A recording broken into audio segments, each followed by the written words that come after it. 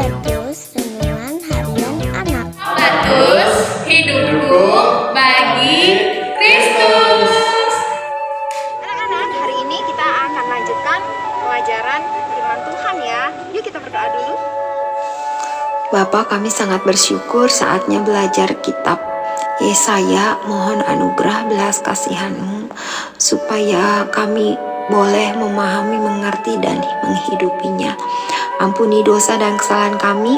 Dalam nama Tuhan Yesus kami berdoa bersyukur. Amin. Apa kabar anak-anak? Saat ini kita akan lanjutkan belajar kitab Yesaya. Sudah siap semua Alkitabnya? Good.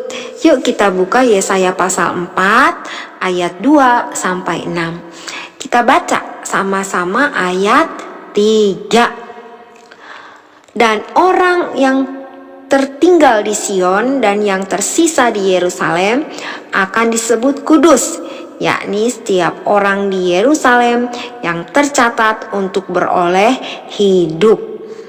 Yang tersisa di Yerusalem akan disebut kudus. Yang tersisa di Yerusalem akan disebut kudus. Yang tersisa di Yerusalem akan disebut kudus. Kudus, kudus, kudus. Artinya dipisahkan, terpisah dari yang lain.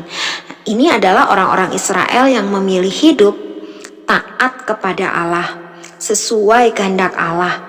Orang-orang Israel yang hidupnya berbeda dengan kebanyakan orang pada saat itu, dan Tuhan memberkati kehidupan mereka. Yesaya pasal 4 menunjukkan dua pilihan hidup. Hidup kudus atau hidup berdosa.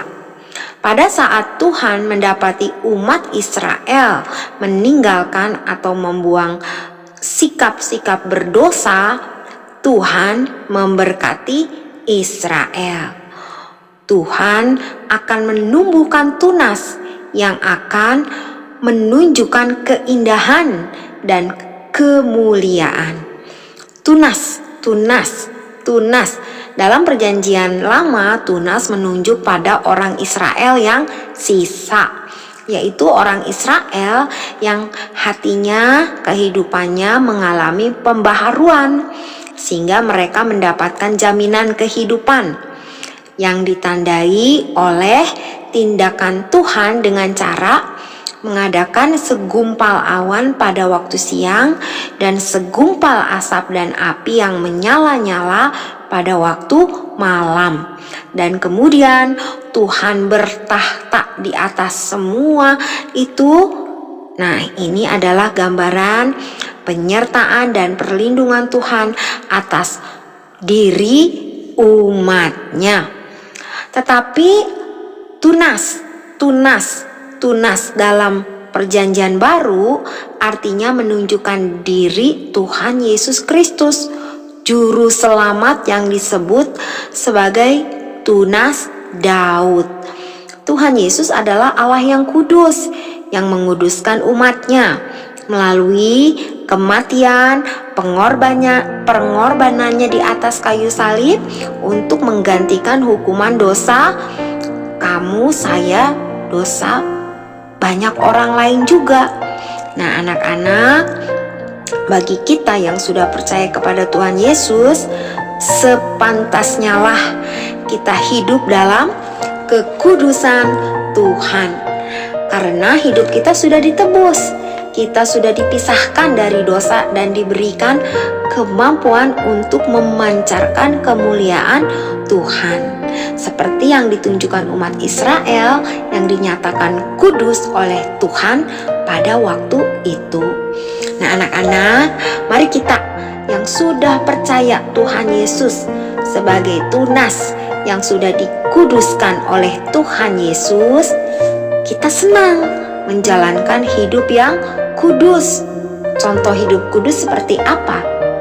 Yaitu senang menaati firman Tuhan. Mari kita berdoa supaya diri kita sendiri, keluarga, semua anggota gereja Baptis Efrata, teman-teman sekolah senang hidup kudus. Ketika kita mengalami kehidupan yang sulit, kita senang hidup kudus. Ketika hidup kita sedang dalam kelimpahan, kita senang hidup kudus. Sehingga nama Tuhan yang kudus dimuliakan. Orang banyak diberkati dan diri sendiri pun diberkati. Amin. Nah, buat anak-anak yang belum percaya Tuhan Yesus, maukah kamu menjadi orang-orang kudus yang menyenangkan hati Tuhan? Yohanes 14 ayat 6. Kata Yesus kepadanya, "Akulah jalan dan kebenaran dan hidup. Tidak ada seorang pun yang datang kepada Bapa kalau tidak melalui aku." Puji Tuhan, mari kita berdoa.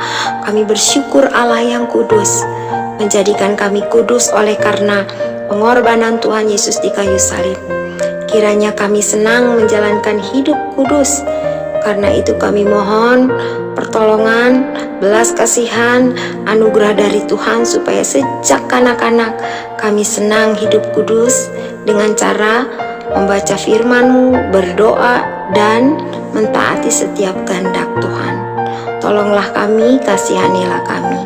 Ampunilah kami yang seringkali tidak hidup kudus.